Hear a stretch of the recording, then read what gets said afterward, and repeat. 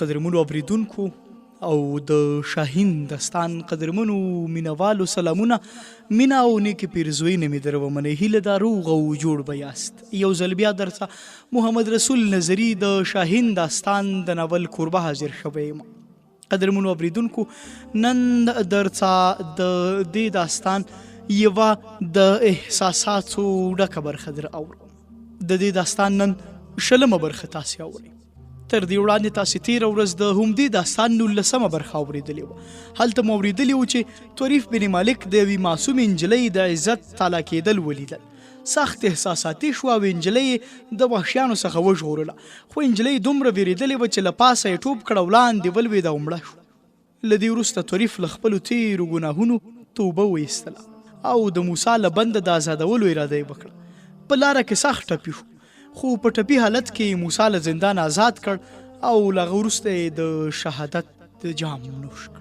بلخوا موسی د بدر بن مغیره ځای ته ورغی، خو د بدر د مرګ خبر وروسته ورته دې درې هیڅ خوند نه ورکړ. بشیر بن حسن او منصور یې ښه میلمه پالنه وکړه او ډوډۍ ورته تیاره کړه، خو موسی ته ډوډۍ خوند ورنه کړ. سترګې له اوښ کوډکې شوې او بهر څه او د بدر غږونه یې کول. دا چې آیا له بدر سره کله مخامخ کیږي، څه احساسات به ولري، دا راسره په نن خپرونه کې واورئ.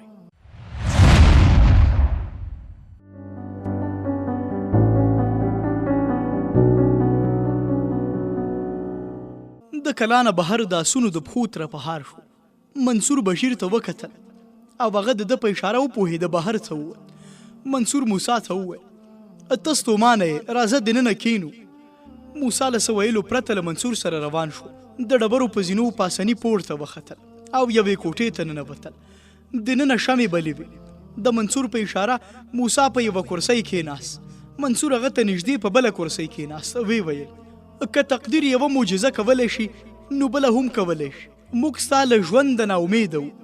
نن چې کله موږ ته ستا د راتګ خبر راغی نو موږ داسې ګڼله چې زموږ خلکو اشتباه کړې، خو آیا دا امکان نه لري چې څه وړ موسی موږ ته بیا را پیدا شو، همدغسې تا ته بدر را پیدا شي؟ آیا ستا په شان هغه هم غلی کیدی نه شي؟ موسی لږ امیدوار شو. منصور ته یې وکتل، خو بیرته مایوس شو. ویې ویل: حالاتو له تا نه هم زما په څېر شاعر جوړ کړی. مایوسي له هر سړي نه شاعر جوړوي. ما ټوله لاره زړه ته همدا دروغ تسلي ورکول چې بدر بن مغیره ژوندی دی. امکان لري هغه سړی چې ابو عبدالله وواژه بل څوک وي. امکان لري هغه د وژل کېدو پر ځای زما په څېر بندي وي او ستا په دسترخوان له کېناستلو وروسته هم زما سترګې د دروازې په لوري وي. زه د تقدیر د معجزې په انتظار وم او کله چې تا ماته د ډوډۍ خوړلو ست وکړ نو زما د امیدونو مړ ژوند ډیوه مړه شو. دا حقیقت ماته له زغم نه وتلی چې په دې محفل کې د بدر بن مغیره ځای ته شوی. که ما له راتلو سره د هغه یادونه کړې وای نو په دسترخوان به مې د ماشومانو غوندې نه ژړل، خو ما هغه مړ نه بلکې ژوندی بل او انتظار مې کو. ما د څه ویلو پر ځای له تاسو نه د څه اورېدو انتظار کو. منصوره، زه د ژوند او مرګ له مفهوم سره نابلد نه یم. د مړو یادونو زه هېڅکله نه یم ځورم. په خوب کې هم ما زیاتره دوی د دې دنیا پر ځای په هغه دنیا کې لیدلي. زموږ د دوستۍ موده ډېره لنډه، خو پر دې سربیره زه دا احساسوم چې هغه پر دې نړۍ ما ته ډېر زیات رانږدې و، بلکې هغه زما د وجود یوه برخه وه. د دروازې نه بهر د چا د پښو غږ واورېدل شو. د منصور په شونډو یوه معناداره مسکا خپره شوه. ویې ویل: ته له بدر بن مغیره سره اوس لیدل غواړې؟ د یوې شېبې لپاره موسی حق حیران شو او منصور ته یې وکتل. بهر د پښو غږ زیات شو. هغه دروازې ته وکتل او ناڅاپه یې ټول حواس سترګو ته راټول شول. بدر بن مغیره له سره تر پښو په اوسپنو پوښلی د ده په مخ کې ولاړو. یوه شېبه موسی بې حرکته په کرسۍ ناست و. ورو ورو یې د زړه درزا زیاته شوه، شونډې یې ورپېدې او په چغو شو: بدره، بدره! بدر یو ګام را وړاندې شو، لاس یې وغوړول او موسی ورجګ شو. دواړه غیږ په غیږ شول. موسی وویل: بدره، ته ژوندی یې؟ زما زړه ماته هېڅکله هم دوکه نه ده راکړې. زما دوسته، زما ملګریه، زما مټه. د بدر په سترګو کې اوښکې راغلي، خو هغه چوپ و. او کله چې دوی دواړه یو بل ته مخامخ کېناستل، موسی منصور ته وکتل. ویې: تاسو دواړه ډېر ظالمان یاست. تاسو له دې ځایه تر راتګ وړاندې ولې راته ونه ویل؟ منصور ځواب ورکړ. آیا ته دا ګمان کوي چې له دومره ډېرو ورکېدو وروسته ته د څه سزا مستحق نه وې؟ له بدر نه وپوښته هغه ستا په باب څومره ناکراره و. بیا هم زموږ دا نیت نه و چې تا پریشانه کړو. بدر اوس له بهر نه راغی. که موږ تا ته ویلي وای د انتظار شیبې به در باندې سختې شوې وای. بشیر کوټې ته ورننوت ویې ویل په دسترخوان ستاسو انتظار یو، راځئ. بدر موسی ته وکتل ویې ویل تاسو درځئ، زه جامې بدلوم درځمه.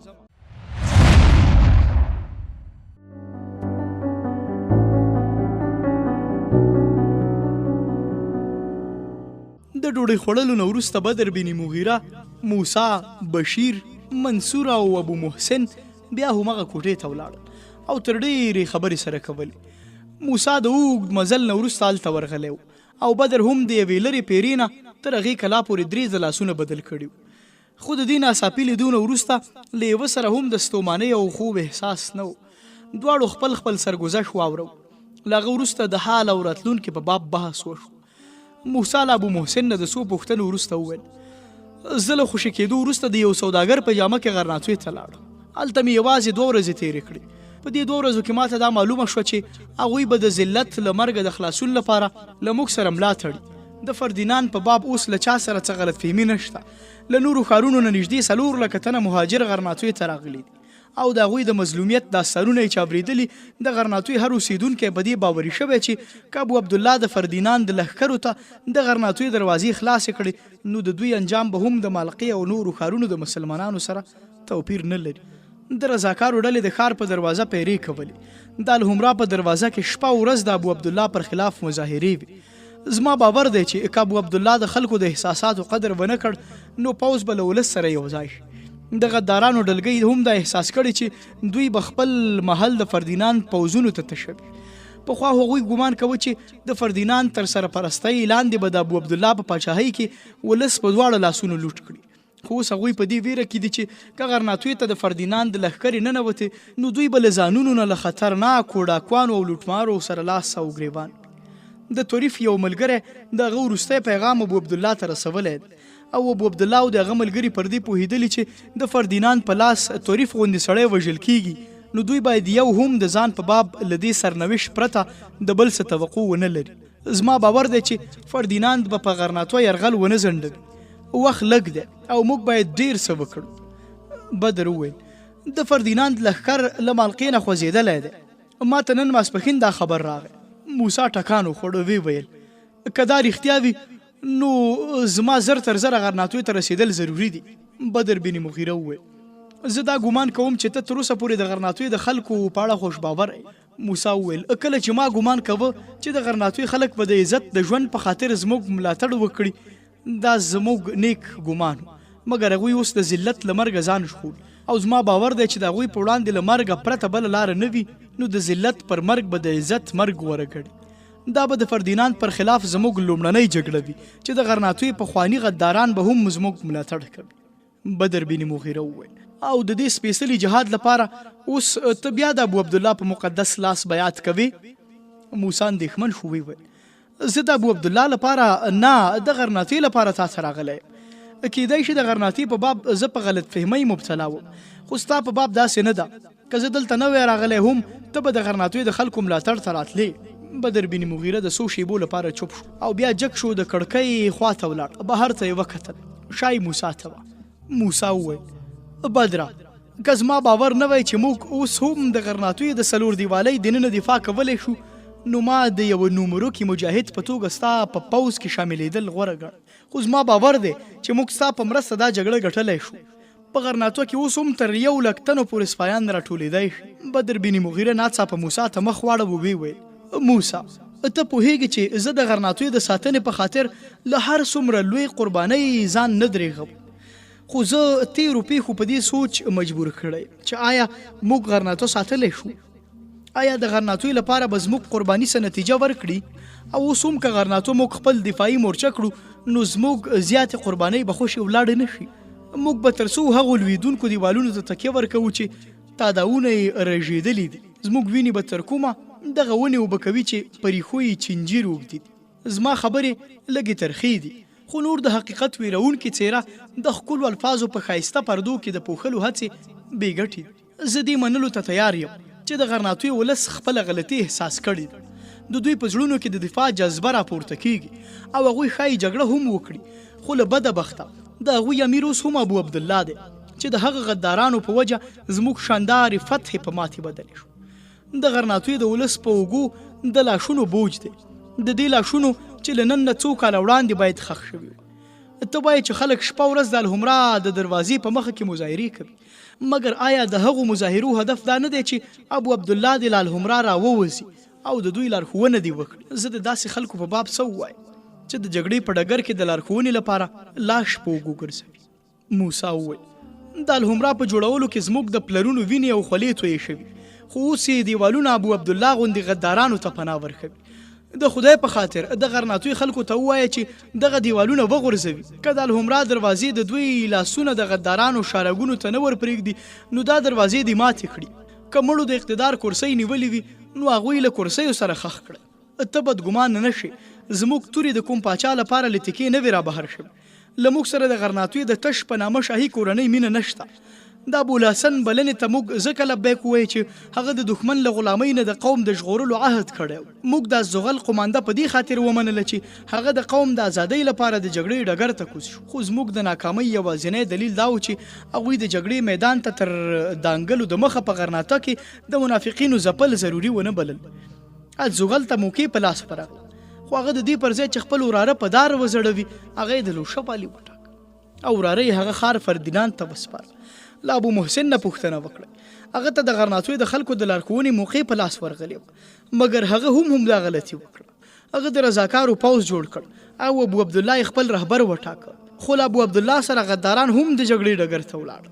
او د هغوی بریاوې په ماتې بدلې شو موسی که ته د جهاد لپاره بلنې ته راغلی وې نو له دې ځایه به مایوس بیرته نه ستنېږي خو آیا د دومره پیښو نه وروسته بیا هم ضروري ده چې موږ د ابو عبدالله او د هغه د ملګرو تابوتونه په اوږو واخلو ته ډاډه اوسه موږ د سیلاب په وړاندې د سترګې پټونکو له ډلې نه یو خو د خزلو پر بیړۍ تر سپرېدو نه غوره ګڼو چې په خپلو مټو باور یو موږ د شګو د بندونو شاته په پناه اخیستلو ځان نه دوکه کوو ته وایې چې ابو عبدالله او د هغه ملګري چې خپلې ګټې په خطر کې ویني نو د ولس سره به ملګري شي خو د دې ضمانت له چا سره دی چې سبا ته فردیناند ده ته ډاډ ورکړي چې ستا ګټو ته خطر نشته ته کولی شي د ولس وینې وزبېښي او د هر څه درته اجازه ده نو دی به بیرته له قوم نه مخ نه اړوي تر کومه چې دغه خلک ژوندي دي د غرناطوي ژوند ته خطر دی او زه د دوی د دې غیر طبیعي ژوند اوږدوالی نه غواړم ما چې څه ویل غوښتل ومې وی که پر دې سربیره ته ماته څه امر کوي زه او زما ملګري تیار یو بدر بن مغیره په خپله کرسۍ کېناست موسی تر څه وخته سر په زنګون په چورتونو کې ډوب بالاخره یې وویل تا ته معلومه شوې ده چې فردیناند په غرناطو حمله کوي او خدای شاهد دی چې اوس زما سره د اندلس د مسلمانانو د وروستۍ کلا د دفاع سوچ دی له موږ سره اوس د ابو عبدالله په اړه د سوچ وخت نشته چې مناسب وخت راغی له ټولو غدارانو سره به حساب کوو آیا ته ګمان کوي چې زما په زړه کې به د هغوی په باب د رحم څه جذبات وي چې د دوی له لاسه زموږ د قوم د ډیرو لوڼو عصمتونه تار تار شو مګر اوس یوې خواته زموږ پر سره دښمن ولاړ دی او پر سینه یې نیزې راته نیغې نیولي او بل لوري ته دا مجرمین دي که موږ د دوی په لوري پام واړوه د دښمن وار به تش نه ځي که خدای مکړه فردیناند غرناطه فتح کړه نو موږ به د تل لپاره له منځه ولاړ شو بدره زما په مخ کې د څو لکه تور سرو د ابرو د ساتنې سوال که موږ نصرانیان مات کړل نو د منافقینو لپاره دوه لارې په مخ کې دي یا به دوی په قوم پسې ځي او یا به د قوم تر پښو لاندې دل کیږي زه چې سهار شو غرناطوی ته ځم که د فردیناند مخه د غرناطوی په لوري وه نو تر څو ورځو پورې به د غرناطوی د دفاعي ځواک په وجه تا ته احوال راشي که زه مایوس شوم نو داسې به ګڼم چې د غرناطوی پر ځای دا غر او ځنګل زموږ وروستی مورشل دی زه به تا ته راځم او زما سره به هغه خلک وي چې تر وروستۍ سلګۍ له دښمن سره مقابلې او جګړې ته تیار دي بدر وویل دا تا ته معلومه ده چې کله ستا توره د دښمن پر خلاف له تکې راوتلې وي نو زموږ تورې په تکو کې دننه نشي پاتې کېدی که د غرناطوی ولس له دښمن سره تر وروستۍ سلګۍ د جګړې پرېکړه کړې وي نو تاسو هغوی دلته مه راولئ هغوی د یوازې د مایوسۍ په حالت کې دلته راځي او دا ځای د مایوسو خلکو نه دی او نه مایوسو ته پکې د استوګنې ځای شته که دوی پر خپل ځای مقاومت وکړي نو نه یوازې موږ بلکې د نړۍ له هر ګوټ نه به ورسره مرسته وکړي. د ابو عبدالله او د هغه د ملګرو په باب یو ځل بیا وایم که حالاتو تا ته د هغه پر خلاف د زر تر زره اقدام اجازه نه درکوله هم د هغه څارنه به په غور کوي. موسی وویل که ستا اعتراض نه وي ابو محسن زه له ځانه سره بیایي. بدر وویل زما څه اعتراض نشته، که ته له هغه پرته له موږ نه بل څوک در سره بیایي هم موږ تیار. د سهار له لمانځه نه وروسته بدر بن مغیره او د هغه ملګرو موسی او ابو محسن ته مخه ښه وړل.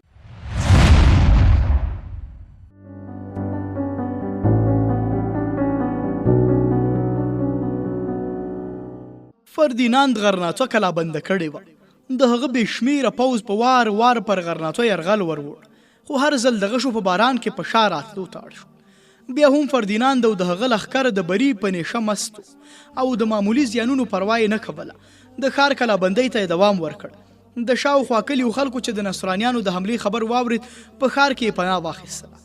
د فردیناند لښکرو د هغوی سمسور باغونه او فصلونه ویجاړ کړل. د ښار د خلکو قومنده د موسی په لاس کې وه او د هغه د ارواپالو ویناو له امله د غرناطوی په خلکو کې نوی روح غځېدلی. د نور ولس په څیر ابو عبدالله او د هغه ملګرو هم موسی خپل قاید منلی و. قوم هم د ابو عبدالله او د هغه د ملګرو پخواني ګناهونه هیر کړي وو. علما او امیرانو د فردیناند پر خلاف د جهاد اعلان کړی و. د ځوانانو د احساساتو دا حالت چې دوه لوی سرداران د فردیناند د جاسوسانو په جرم اعدام کړل. فردیناند ډاډه و چې په ښار کې د غذایي موادو د خلاصېدو نه وروسته به خلک په خپله وسلې کېږدي. مګر یوه ورځ له لمر ختو نه وړاندې چې د فردیناند لښکر نوی له خوبه راویښېده د غرناطوی ټولې دروازې خلاصې شوې او مسلمانانو پر هغوی حمله وکړه. دا حمله د فردیناند د اټکل پر خلاف وه. د سترګو په رب کې 4,000 نصرانیان ووژل شول.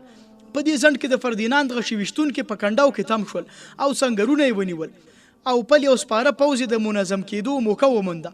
موسی د 1000 تنو سرخندویانو سره د ښار د لویدیځه دروازې نه راننوت او په نصرانیانو یې حمله وکړه. د دښمن ډېر صفونه یې وځپل او د غشو ویشتونکو لومړي مورچلونه یې ونیول. له لویدیځې دروازې نه ابو عبدالله راووت او د دښمن پوځ پر دې اعتراف مجبور شو چې د غرناطوی لاس کېنولی پاچا په نیزه وهلو او توره چلولو کې تر اوسه د خپلو پلرونو روایات نه دي هیر کړي. تر ماسپښین پورې د فردیناند لښکر په هر محاذ کې په شا روان، خو قضا ماسپښین د وروستۍ کندې له شانه سپور او پلی پوځ تنظیم کړ او د غرناطوی د حمله راوړونکو لپاره نور وړاندې تګ ممکن نه و. د دواړو لوریو ترمنځ د یوه غشي د الوت فاصله وه. د ابو موسی سره د پلي پوځ کمی نه و، خو هغه د عامې حملې امر ور نه کړ. د هغه غشي ویشتونکو د ښار په دفاعي کرښه مورچې مضبوطې کړې وې. د سپرو وړو ډلګیو به یې حمله کوله او پر دښمن به له کاري ګزار نه وروسته بیرته شاته راګرځېدل. فردیناند د درانده زیان لیدو سره سره پر دې حالت ډېر پریشانه نه و. هغه پر دې باوري و چې 2-3 ورځو کې به د هغوی پاتې حوصله او زور هم پای ته ورسي. ځکه خو هغه د ځوابي حملې پر ځای خپلو پوځونو ته حکم وکړ چې یوازې دفاع وکړي. د ماسپښین له لمانځه نه وروسته موسی 4 خواو ته خپل پوځ نظم برابر کړ. خپلو امیرانو ته یې امر وکړ چې وروستۍ حملې ته چمتو شي. د وخت پر رسېدو به د ښار د حصار له شانه پر دوی د حملې غږ کېږي او ټول به په یوه غږ حمله کوي. تجربه کار خلک د دې حملې له نتیجې نه ډاډه نه وو، بلکې هغوی دا حمله ځان وژنه بلله. د دښمن د غشو ویشتونکو په مورچلونو نیغه حمله ډېره خطرناکه وه. پر دې سربیره د فردیناند د سپرو شمېر تر موسی 8 چنده زیات او پلی پوځ چې موسی ډېره تکه پر هغوی درلوده په دې حمله کې چندان رول نه شو لوبولی. خو د ولس پر موسی اعتماد او دوی د ده په اشاره اور ته ورغورځېدو ته هم چوتو. موسی پوځي سردارانو ته له لارښوونې وروسته د ښار په دروازه ننوت، له اس نه پلی شو، په برج وخت، په وار وار د هرې دروازې په برجونو راوګرځېد. بیا یې افق ته وکتل، اوږدو سیورې مایوسي زیاته کړه. هغه به له یوه برج نه په منډه کوز شو، په بل به ور وخت او په دروازه کې به یې پوښتل تر اوسه دې څه نظر ته نه دي راغلي، او چې کله به پیردار منفي ځواب ورکړ نو د ډاډ لپاره به یې په خپله په افق سترګې میخ شو. بل لوري ته فردیناند د قسطولې پاپ ته ویل، سپېڅلی پلاره ته دعا وکړه چې دښمن پر موږ حمله ونه ځنډوي. که ستا دعا قبوله شوه نو دا جګړه به هم نن پای ته رسیږي. او پاپ به د سپېڅلي مریم د بت په وړاندې په ګونډو شو او په دعا به یې پیل وکړ. موسی چې دریم ځل د ښار د دروازې په برج وخت، له پاسه پیردار غږ پرې وکړ. په افق ګردونه راښکاره شول لکه چې کوم پوځ را روان دی. موسی په منډه برج ته ځان ورساو، افق ته یې وکتل او چغه یې کړه، هغوی راغلل، زموږ شاهین را ورسېد، نن خدای موږ ته بری راکړ او چې کله د ګردونو له منځه سپاره پوځیان راووتل نو د موسی په سترګو کې د احسان اوښکې ډنډ شوې. له برج نه یې لاندې وکتل او په زوره یې وویل بیدار اوسئ. د دیوال شاته ناستو استازو د لښکر د امیر حکم څلورو خواو ته پوځونو ته وسپار. سپرو نیزې برابرې کړې او پلې او تورې وکښلې. موسی د یرغل امر وکړ او په منډه له برج نه کوز شو، پر خپل اس سپور شو. بل لوري ته فردیناند د قسولي پاپ ته وویل سپېڅلی پلاره ستا دعا قبوله شوه، اوس دې ته ضرورت نشته چې مرګ د دښمن دروازه ور وټکوي، ځکه هغوی په خپله د مرګ د غېږې په لوري پر مخ را روان. د ډوبېدونکي لمر وروستی نظر د هلال او صلیب د علمبردارانو ترمنځ د یوې بلې معرکې ننداره کوله. د غرناطیو لښکر د غږو په باران کې پر مخ روان. فردیناند خپلو سپرو ته د حملې امر وکړ او سخته جګړه ونښته.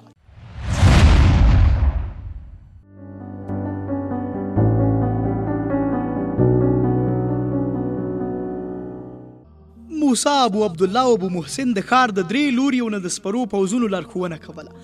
پلي پوځ د غشي ویشتونکو پر مورچلونو یرغل وروړ. موسی د شمالي دروازې له لوري د دښمن صفونه تار و مار کړل او وړاندې ولاړ. فردیناند آس ور وړاندې کړ او پوځ ته یې امر وکړ د دې ډلګۍ یو تن هم بیرته روغ ښار ته دننه مه پرېږدئ، تعقیبوئ یې ما په خپله راګرځي.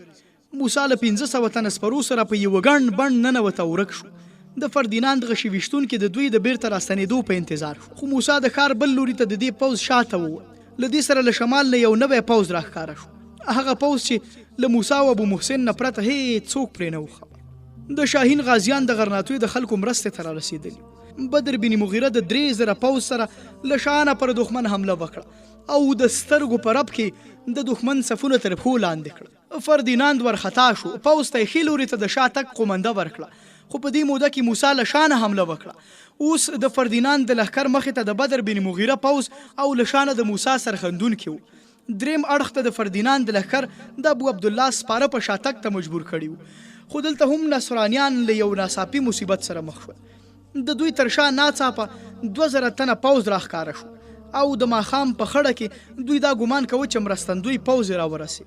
خو کله چې هغوی د الله اکبر نارې اوچتې کړې او حمله یې وکړه نو نصرانیانو په ډېرې وارخطایۍ او ګډوډۍ کیڼ لوري ته شاته تګ وکړ.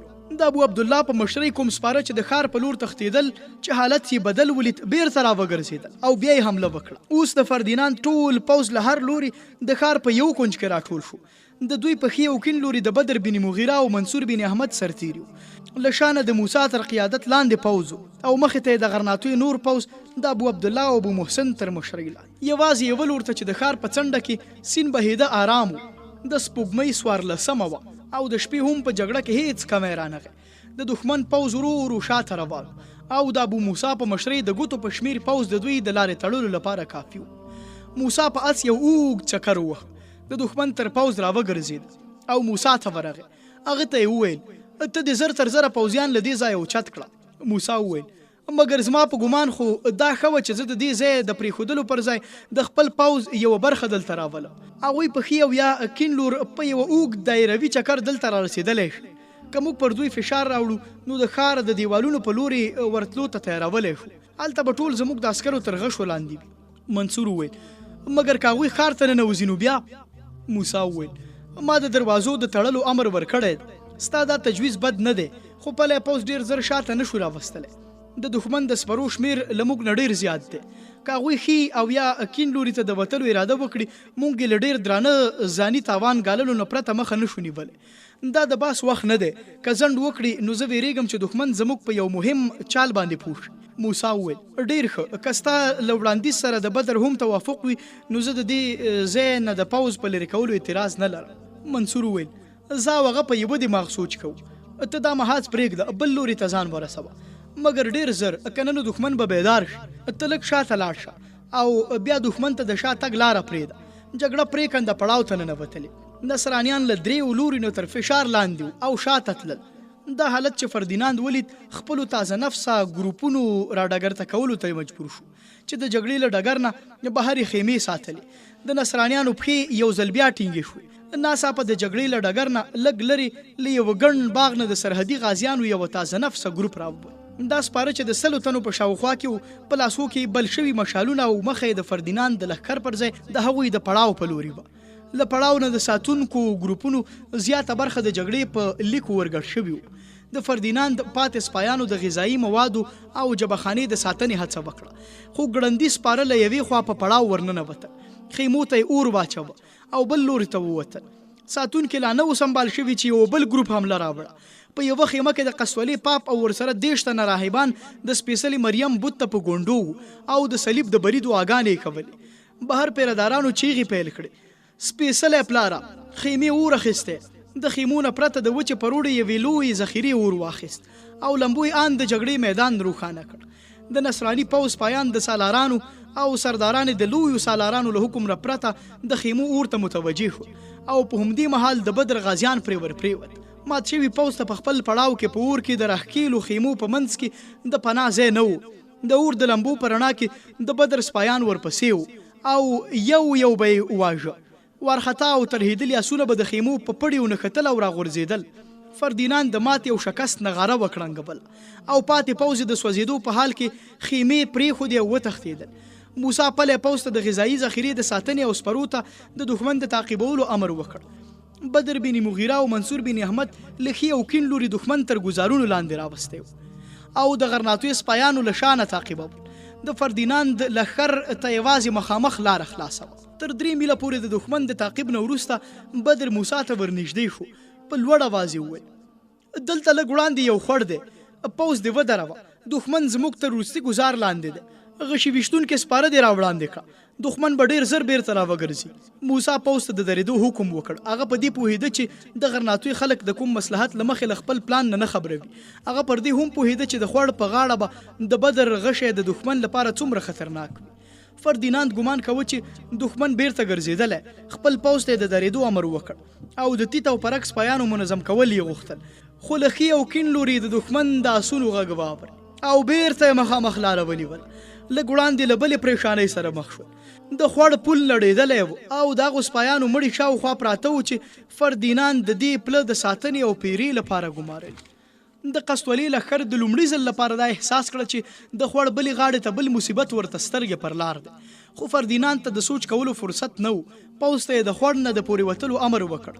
د خوړ سوره اوبه ډېرې نه وې، اوبه د سپرو تر رکابونو پورې رسېدلې، خو د خوړ څنډې جګې وې، اوارې نه وې. کله چې د آسونو لومړی کتار په اوبو ورګډ شول، د بهیدونکو اوبو تت غږ ناڅاپه د یوې هنګامي حالت غوره کړ. له بلې غاړې نه د الله اکبر نارې اوچتې شوې او ورسره سم د ونو له منځه د غشو باران پیل شو. سپاره ټپي کېدل او په اوبو کې غورځېدل او ترهېدلي آسونه په یوه او بله خوا تښتېدل. د قسطولي په لښکر یو ځل بیا قیامت راکوز شو. پاتې پوځ چې لا په خوړ نه و ورګډ شوی، بیرته یې د آسونو جلبونه وګرځول او شاته ولاړل. په خوړ کې چې څوک ژوندي پاتې وو، هغوی هم د شاته تلو اراده وکړه، خو له ښي او کیڼ لوري د بدر غازیان ورسېدل.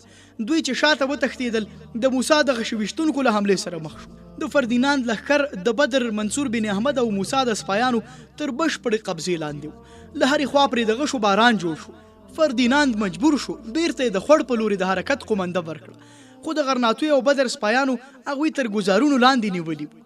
بالاخره فردیناند د خوړ په غاړه د غشو په باران کې د سین لاره ونیول او دا د فردیناند د ژوند تر ټولو سختې ماتې. دغه پوځ بالاخره د غشو په باران کې ګډ مات د سین غاړې ته ورسېد او پر سین د آسونه ور وړاندې کړل.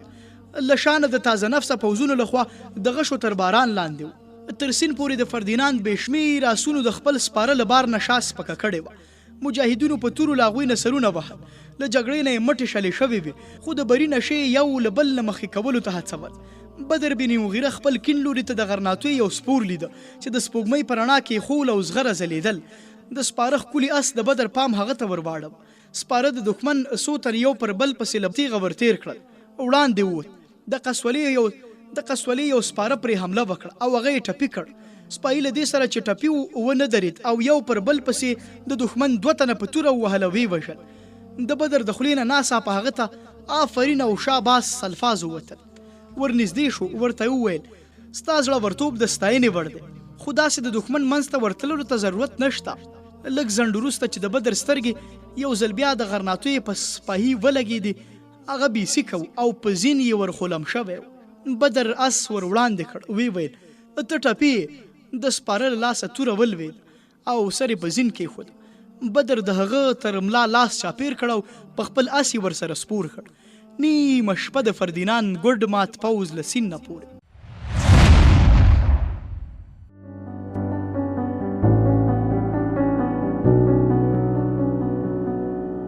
قدرمنو زړه ته رانږدې او ګلونه اورېدونکو او د شاهین داستان درنو مینوالو دا وه د شاهین داستان 20مه برخه چې ستاسې کوربه محمد رسول نظري تاسې ته وړاندې کړه. هیله او تمه ده چې دغه برخه مو د پام وړ ګرځېدلې. قدرمنو اورېدونکو په داستان کې چې څه کیږي هغه تاسې په وار وار په پرلپسې برخو کې اورئ. د داستان څو وروستۍ برخې هم لا پاتې دي. کیسه شیبه په شیبه لا هم جالبه کیدونکې ده. دا چې په سبانۍ 20مه برخه کې څه پیښیږي هغه برخه را سره حتمي او ضروري باورئ. د اوس لپاره تاسې په بخونکي او متعال رب سپارو. پاک الله مو مل شه. د الله په امان.